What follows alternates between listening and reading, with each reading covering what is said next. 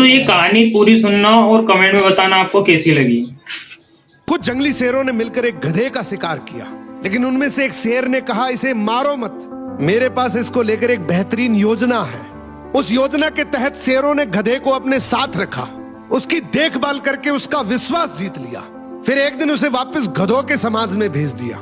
पर इस बार वो गधा एक गधे की तरह नहीं, बल्कि वो एक शेर के समान गधों का राजा बनकर वापस आया था, जिसके पीछे सभी शेरों का साथ था। इसलिए बाकी सारे गधे इससे डरने लगे और उसके खिलाफ बोलने से कतराने लगे।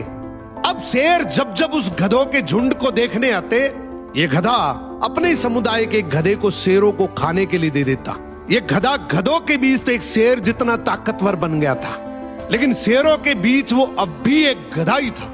ये अपने जैसों पर तो राज करता था, लेकिन ये एक ऐसी ताकत से जुड़ा हुआ था जिससे वो बचकर भाग नहीं सकता था। इसने हजारों मासूम गधों की कुर्बानी दी, सिर्फ ये सोचकर कि इससे मैं और ज्यादा ताकतवर बन जाऊंगा। एक दिन ऐसा आया कि सभी गधों ने एकजुट होकर उसका विरोध किया और ये ठान लिया कि इस बार शेर जब भी शिकार करने के लिए आएंगे तो हम में से कोई नहीं जाएगा, चाहे उसका परिणाम कुछ भी हो।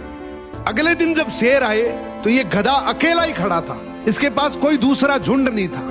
तो गधे ने शेरों से विनम्रता से कहा कि देखो साहब, मेरा खौफ अब खत्म हो गया, मेरी कोई बात नहीं मान रहा अब। तो शेरों ने डिसाइड किया कि चलो अब तू किसी काम का नहीं है तो तू ही साथ चल ले, आज का हमारा भोजन तू ही बनेगा।